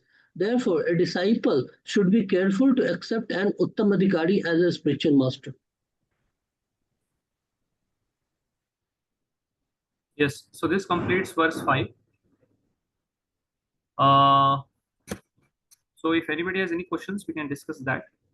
If you have any questions, you can ask. You can raise your hand. You mentioned about that qualification of initiation and like devotee should be disinterested in material enjoyment and yes. Yeah, so probably that particular initiation is for mantra diksha or this harinam diksha. This particular verse is that Prabhupada is telling here that tad vijnanam artam guru meva bigachet, or one should you can consider it for both mantra diksha as well as for initiation, right? But we have to understand that this will gradually happen. It will not happen at once. This should be the principle that basically what Prabhupada is telling here is that one should be disinterested in material enjoyment and gradually be interested in spiritual life or have inquiries, right? So the principle here is that one should approach a spiritual master for spiritual inquiries, not for material inquiries. Generally, in the outside world, what happens is they accept guru for some material benefit, for getting money, for getting name, fame, prestige, or for getting some blessings for material things, right? So the principle should be that we approach guru for advancing in spiritual life, not for material life. This is a principle. So whether it is mantra diksha or whether it is harinam diksha, this should be the principle. And we should understand that there will always be impurities will be there, right? Material enjoyment tendencies will be there, but as our years progress and whenever the guru is ready to give us initiation and we are ready to take, we should take it. And we should understand that this is a lifetime process. This is not a 1 year, 2 year, 3 year, 4 year process. This is a lifetime process. Developing disinterest in material enjoyment and developing interest in spiritual environment is a lifetime process. Last weekend, His Grace Kanaya Krishna Prabhu was giving Bhagavatam class, and he was telling that Krishna, like we are praying to Krishna that please purify our hearts, right, from these anarthas, but Krishna still keeps the anarthas in the heart. Why? Why the Krishna keeps them in the heart? It's not that our hearts are not become purified. Krishna wants to keep the anarthas in our heart so that we remain humble, right? If Krishna completely cleanses our heart, what happens is that when we become proud, right? So therefore, Krishna keeps some amount of anarthas in our heart so that we can remain humble and we can continue in the association of devotees. So like this, if we continue throughout our life, then Krishna will surely remove that anartha cloud from our heart, and we will be able to make our life successful. Is this clear, Prabhu? Yes, please. One more question was there. So regarding that, you mentioned, like in the purport, it is mentioned that one who is Harinam, first got Harinam Diksha from Spiritual Master, he still is a Kanishta Adhikari, right? Only the mantra Diksha and one is fully engaged in service of the Lord is Kanishta. And it is mentioned that one should offer respect mentally that devotee, Kanishta Adhikari devotee, and only offer respectful obeisances to the Madhyam Adhikari. But why it is like mentioned like that? Why is there any problem in offering humble obeisances or Kanishta Adhikari, or it is very strictly you have to follow this? No, it's not like that. It is, they have mentioned this at least mentally honor, right? Consider that if you're not able to honor, if you're not able to respect obeisances, pay obeisances, at least you should mentally honor. And please understand that in ISKCON there are devotees who get Harinam Diksha after 10 years, right? It's not that generally in Gaudiya Bhatt, and they generally get Harinam Diksha, that is when they start chanting 4 rounds, they get Harinam Diksha, right? So they get it in 6 months or they get it in 3 months, right? But in our ISKCON framework, you can see that there are people who are chanting from 10 years, people are chanting from 15 years. So if you want to recognize a Kanishta, Madhyama and Uttamadhikari, it has to be based on Shraddha and knowledge. If somebody even if somebody may be Harinam initiated, maybe his guru has left his world, therefore he has not got Brahman initiation, or maybe his guru is not giving Brahman initiation, therefore he may not be taking, or he may not be willing, he may be consider himself very fallen, therefore he must not be taking.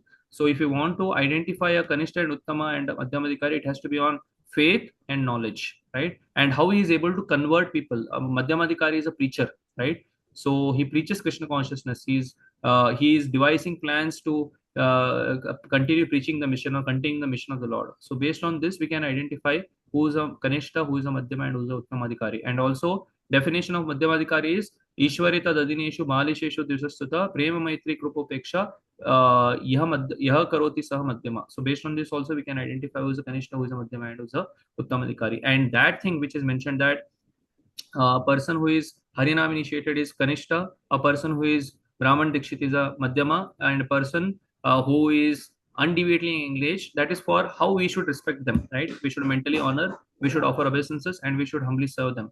So this is a standard, but we can offer obeisances. We anytime we say Vaishnava, we offer obeisances. That is not a problem. But at least this should be followed, right? That you should mentally, whenever you see a Vaishnava, we should mentally feel happy, we should mentally honor him. Thank you. Yes, Purushottam Prabhu. Prabhu, I have a doubt.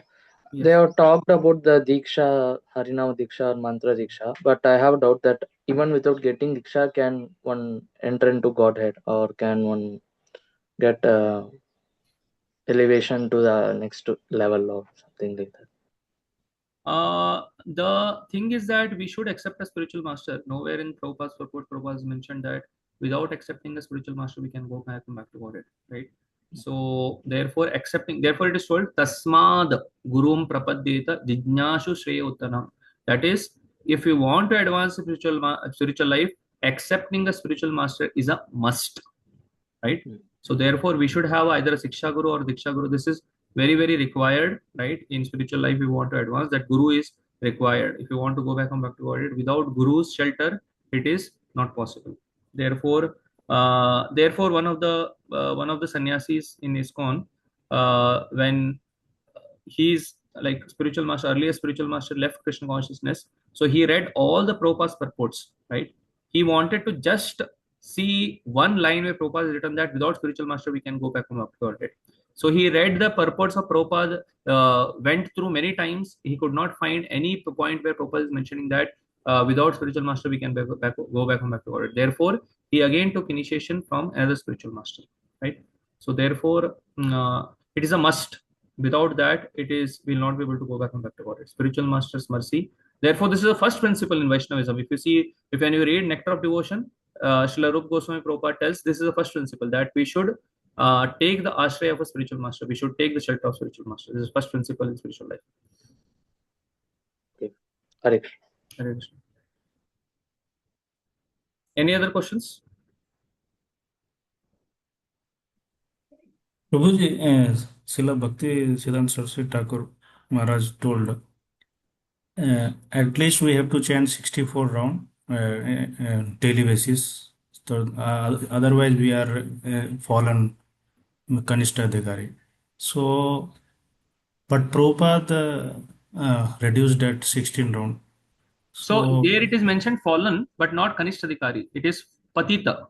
It's not mentioned Kanishta Adhikari. It is Patita, fallen. Okay. Yes, continue, Prabhu.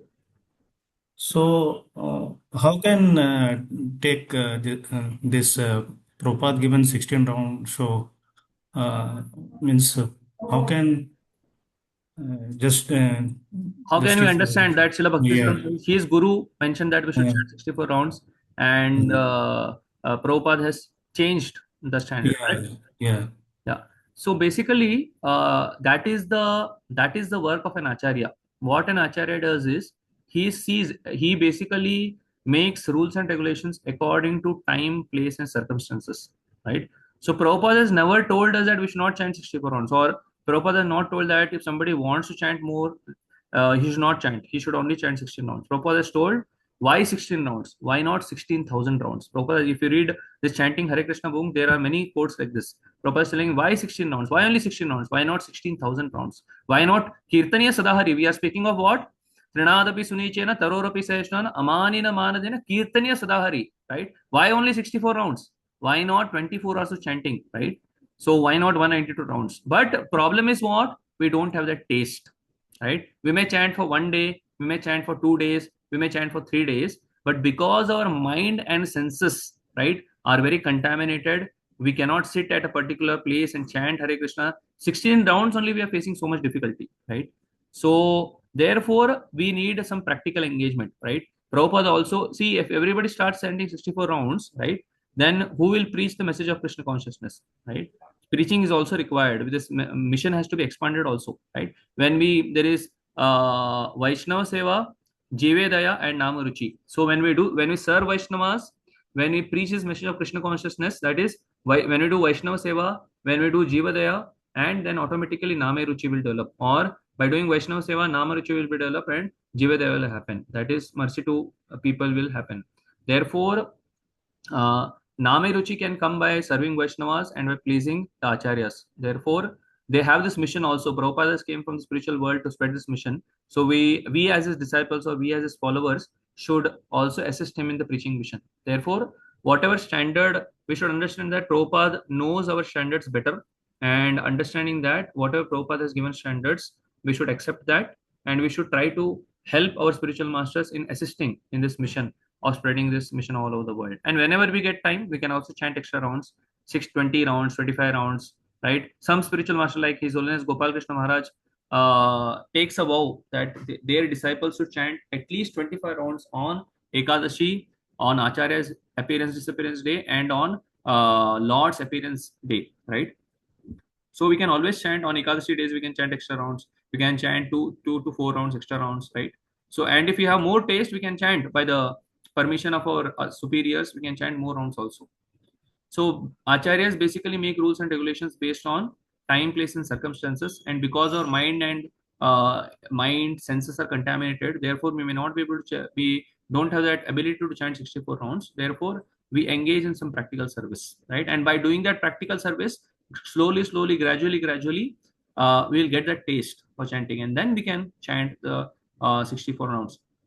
My spiritual master, in one of the lectures, tells that one of Prabhupada's disciples asked Prabhupada for permission to go to Mayapur and chant 64 rounds. So Prabhupada did not give him permission. Prabhupada told that if you do this, you will go to hell. But he anyway went to Mayapur, and for some 1 day, 2 day, 3 days, he started chanting 64 rounds. He made a kutir in Mayapur and started chanting 64 rounds. So he did this for 1 month. After 1 month, he was not seen in the kutir. He was not seen where he went. After some days, my spiritual master tells that he was seen in a petrol bunk in America and he was filling petrol, right? So when he was asked, Are you are chanting 64 rounds, what happened to you? Why you are not chanting?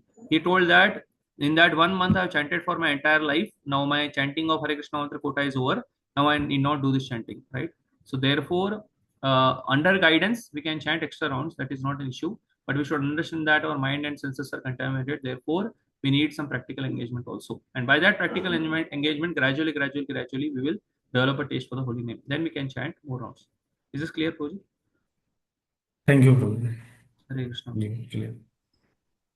Anybody else has any questions? Yes, Proji. In the Prabhupada also does mention that we should not in the Kanishta grand devotees, like they still have the attachment to women, money, and other things. So yeah, it was mentioned for Prakrita Sahajiyas. You can tell it about Kanishta also, but Prabhupada specifically is mentioning it to Prakrita Sahajiyas. Prakrita Bhaktas, Kanishta, both are same, really. 1 minute. we can just, can you read that line where it is mentioned? I think the slide I saw, Prabhuji. No, it is there in purport also. Prabhupada's purport also it is there. 1 minute. Let me just read it. It is there on second page or third page. It's in second page, bro. Yeah, 1 minute. I'll just read it.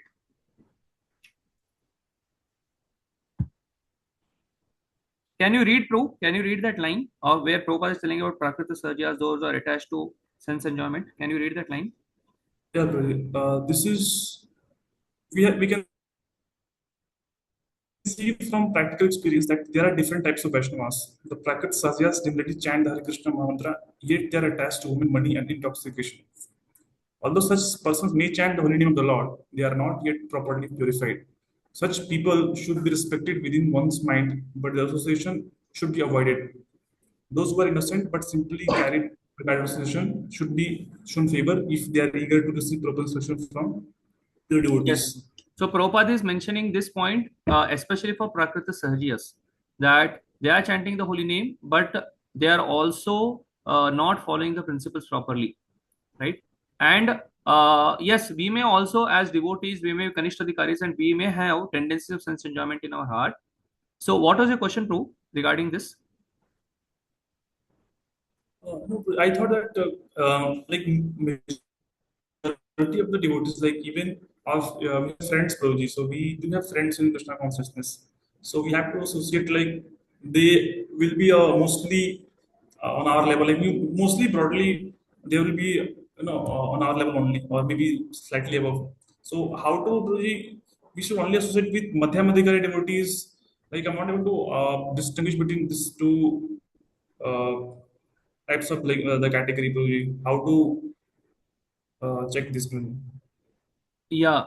So basically, what our focus should be that in when we come in the association of devotees, what we have to do is that shloka is there that mat chitta madgata prana bodhayantas paraspara katayantastu mam nitya tushyanti cha ramanti cha. So if consider that our association is not very uplifting, so what we should do, we should not only consider that we go out for taking prasadam together, right? But when you go out for taking prasadam together, there should also be a plan for discussing Prabhupada's books. There should also be planned to chant more amount of holy name, to develop taste for the holy name, to develop taste for Krishna Katha. So presently what is happening is we come in the association of devotees, we only go for eating outside or something like that. But when we just do that, then what may happen is we may come down to the level of mundane subject matters. But there should be, when we come in the association of devotees, there should be a plan for reading together, chanting more rounds together, and discussing Krishna Katha. So consider that there are some friends of us. We can make plan, because ultimately what we want to do, we want to go back home, back to Godhead, right? So by not making plans for developing taste for the holy name, not making plans for developing Krishna Katha, what will happen is we will not develop that. And if we don't develop this, we will not be able to go back to Godhead. So when we come in the association of devotees, there should be some plan for this, for developing ruchi for the holy name, for developing taste for Krishna Katha, and along with that, you can also perform kirtan together, right? So if this is the focus, then what will happen is whenever you come together, then you will discuss these topics. But if we do not sit together and chant, read here, then what will happen is we may discuss some mundane subject matters, we may criticize devotees, so that may happen. Like we also like we have a mix of, like we can't strictly categorize Kanishta Madhama. Like somebody may have Kanishta. I understand that. Madhama, like I understood that you may not have that clear categorization may not be there of Kanishta, Madhyama, and Uttama, right? You may not find Uttamadhikari also in the association of devotees, because Uttamadhikaris keep on traveling from one place to another place, right? But what I mentioned is the principle that yes, you may have your friends, right? So consider that you have 10 friends. So what you should do is you should make some plan to sit together and chant, read, hear, and you should make friends with them. That is, we should associate. One thing is respecting, right? Keeping a haribol relationship, keeping a working relationship, but having a very strong association only those who are very interested in advancing in Krishna consciousness, right? Even in devotees association, we find very casual devotees who may not be interested in advancing Krishna consciousness, right? So what you can do here, you can have just a working relationship, just whatever, if they ask you for some service, you can do. Otherwise you can just have a working relationship, but you should have very strong association of those devotees only who want to advance in Krishna consciousness. Like for example, if you see Anand Vrindavan Prabhu, right? There they regularly come on Ekadashi days, chant 64 rounds, chant 92 rounds, chant 128 rounds, right? So we can aspire for association of such devotees. We can visit them, we can chant in their association, and also we can create an association like that in Pune also, right? So create your own association of very advanced devotees. You can check for those devotees who are very advanced and try to associate with them, and those who may be very casual, you can have a working relationship with them, right? So create an association of devotees where devotees are very interested in advancing in Krishna consciousness. That is the principal rule. So how we can do it, because you may have friends who may be very casual also, so that you may have to just have a working relationship with them, not very strong deep connection, not very deep attachment for their association. Any further questions on this rule? And then rule? No. Yeah. Yes, any other questions? Also, Nandan Prabhu, you can, there are some senior Grahastha devotees, right? Like Achyut Keshav Prabhu is there, and many other seniors are there. You may have your own counselor also. You can also discuss with them how they deal with the different types of devotees, like Grahastha devotees, who may be, some may be casual, some may be very elevated, some may be want to advance in Krishna consciousness. How they keep this association with different types of devotees, right? They may be able to properly guide you in this regard. Any other questions? Any other questions? If there are no questions, my request would be now, because we are on the 5th verse, maybe we almost come halfway. Tomorrow we'll complete 6 verse, so 50% of this will be over. So I think 4 verses are there for memorization, right? So if I just want to share how you can memorize sloka. This is Chaitanya Charan Prabhu's method of memorizing slokas. Many of the devotees who are passed out from voice know this, but there are many devotees who may not know this. I just want to share how you can actually memorize a particular sloka.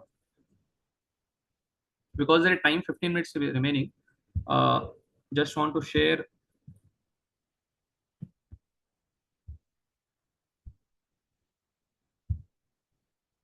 Yes. Now, whatever you're comfortable with, either the Devanagari, Sanskrit, or the English transliteration, you can use. So basically, what Chaitanya Charan Prabhu tells is that there are 4 lines in this. 1, 2, 3, 4. Right? So if you want to memorize a particular sloka, then how you can go is, first line you can once recite, right? Like this. Vacho vegam manasakrodha vegam. Right? What you can do, you can recite this 4 times. Vacho vegam manasakrodha vegam. Vacho vegam manasakrodha vegam. Vacho vegam manasakrodha vegam. Once you have recited it 4 times, what you can do is, without seeing the sloka, closing your eyes, you can again recite it. Vacho vegam manasakrodha vegam. So first line is done. Right? Next, Jiva vegam udaropastha vegam. Again 4 times. Jiva vegam udaropastha vegam. Jiva vegam udaropastha vegam. So once the line is done 4 times, again you can close your eyes and you can recite it once.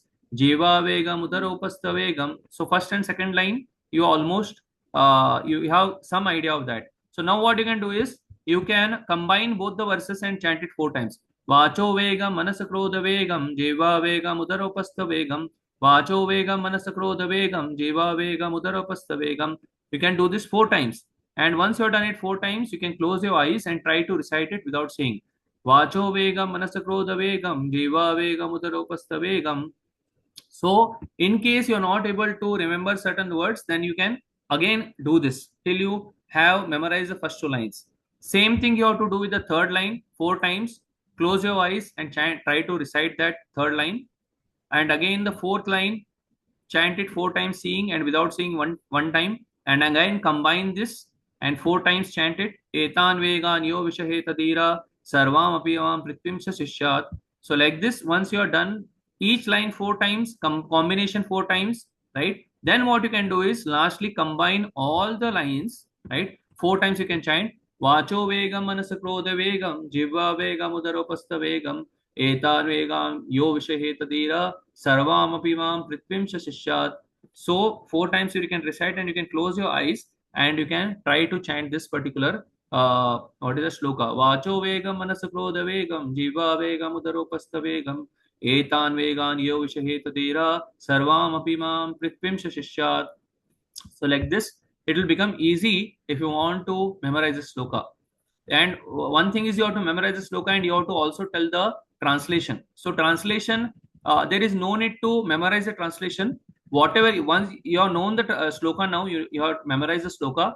Now line by line you can translate it. Vacho Vegam, Manasakrodha Vegam. So here 3 Vegas are mentioned. That is, so first of all, you have to, these are the 6 Vegas, but what is the ultimate conclusion of this verse is anybody who has controlled these 6 Vegas can make disciples all over the world. So Sarvam Apimam Prithvim Shashitya. So such a devotee can make disciples all over the world. Which devotee? One who has controlled Etan Vegan Yo Vishaheta Diraha. Vishaheta means one who has controlled these 6 urges. Such a Dira can make disciples all over the world. And what are those urges? Vacho Vegam, urge to speak. Manasakrodha Vegam, mental urges, urges of anger. Jiva Vegam, urges of tongue. And Udaropastha Vegam, urges of the belly and genitals. So one adhira, a sober person who has controlled the 6 urges, Vishaheta, control the 6 urges, such as Vacho Vegam, Manasakrodha Vegam, Jiva Vegam, Udaropastha Vegam, can make disciples all over the world. So this is how you can, from the sloka itself, you can basically tell me the translation, right? Even if you see why I am explaining, if you see how I explain the verses, I basically take the sloka and line by line explain it. So same you have to do it while you are telling the sloka, right? So this will be very easy if you do it like this. Please not memorize the translation. You will not be able to, even if you memorize the translation, if you memorize the sloka and by heart the translation, while you will be telling me, you will forget the translations. So take the sloka line by line, try to basically translate it. That will become very, very easy and you can remember it for many days, right? And also while you're going here and there, you can keep this sloka written in some paper or something like that. And you can, while going here and there, while going in bus or while you're going to office, you can memorize it. Is this clear? So we can try to do it like this. And also one more thing is, if you're not getting answers for some of the questions for the booklet, the handbook, there are certain questions. There are around every some 10 to 12 questions or something like that. If you're not able to find some answers, you can put it in the group. Then whenever I get time, I can reply the answers for that. Most surely all the answers you will get from the purport, but some answers if you are not able to get, then you can put it in the group. Either some of the devotee will answer it, or myself when I see it, I'll answer it. Is this clear? So because you have to start preparing now, because almost we are done half. So what is that? After all the slokas are done, first week there will be the next week there will be slokas, and after that there will be closed book test. So please don't delay it. You can start preparing from now itself. At least mark the answers, right? Mark the answers in the as you're reading through the purport of Nectar of Instruction. Please mark the answers so that at the last moment you'll not be able to find the answers and you'll not be able to memorize them. It will become very difficult. We have observed that many devotees don't take closed book exam, and it remains like that only. All their units are done, but they are not given exam till now. So as the verses are going on, please find out the answers in the textbook itself and prepare the answers. This thing, every week you have time to prepare for 2 verses. So do that now itself. Last moment you will not be able to cover for all the 11 verses. Okay? So we'll stop here. Thank you very much. So we will. Hare Krishna, Prabhuji. Sorry, one question is there. Yes, Mataji. Prabhuji, I just want to ask you, jo questions 1 marks ke for 1 marks. So how much answer is expected for that actually? 2 lines. Okay, just means 1 word or 1 sentence answer you meant to say, right? Whatever is mentioned in the purport, consider that there's a question asked, right? Can you ask some question? Yeah, just like there is one question. Let me. There is one question where it is asked, what are the 3 types of urges mentioned in Bhaktisiddhanta Saraswati Thakur Anuvritti that our material identification produces? Okay. Yeah. So I wrote that urge to speak, urge of the mind and urge of the body. So is it sufficient, or I need to explain that urges of mind and body also? Yeah, little bit you can explain on that, because you will have sufficient time. You will have 1.5 hours time for answering these questions. So if there is basically what you can do is you can a little bit explain on that. Maybe one word or one line you can just little explain. Okay. And Prabhuji, one more thing is, I saw some questions and I didn't understand it properly. One question: why does Srila Prabhupada begin his purport by discussing atonement? It is from first verse question actually.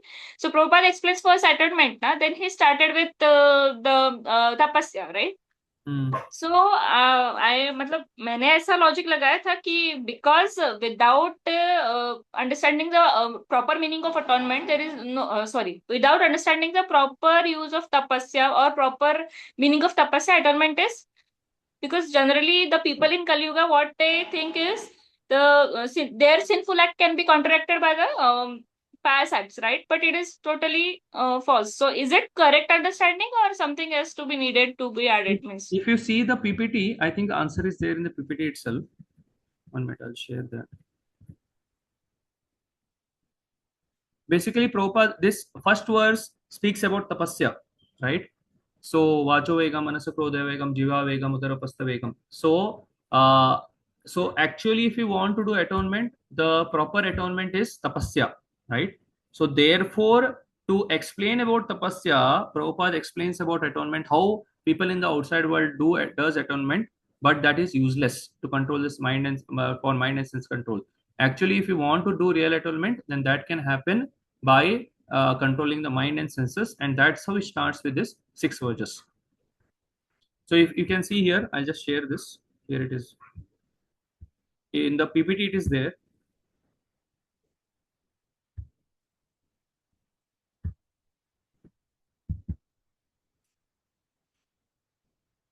Yeah.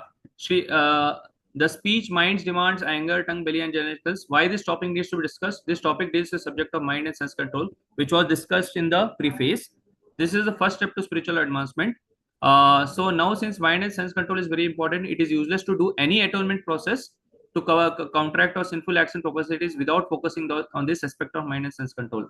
Therefore, atonement without sense control is useless.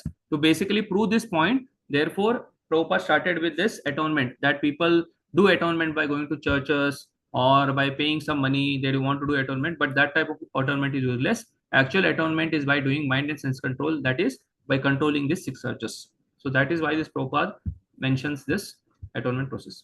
Is this okay, Mataji? Yes, Prabhuji. Yes. Thank you so much, Prabhuji. Okay. Hare Krishna. Hare Krishna, Prabhu. Yes. Yes. Prabhu, is it mandatory to translate it sentence to sentence? Which one? Which one? The translation for the sloka. Sloka, when you are going to give sloka test. For oral test, is it mandatory to tell by sentence? No, you can memorize the sloka. Translation is important. Translation you have to give. You have to tell the sloka, and translation you have to give. You can directly memorize the translation, you can tell, or better way is that because what happens now, again, if you memorize the translation, you'll forget it. So better is understood. Based on the sloka, if you do, you'll be able to remember it better. So it need not be word to word, like we can understand the essence again. Yes. Without missing the keywords. I will not be asking you word to word meaning. Only the sloka and the translation. How you do it, it depends on. I told you it may be a little tougher, but when you start telling the translation, many times what happens, if you memorize the translation, you'll forget. That is what we observed. So therefore, better is if you already know the sloka, so line by line if you do, then it will be. But for that you have to practice it. Not that you come here and you take a lot of time, because only some amount of time will be there to tell the translations and all. Okay, you need to practice it before.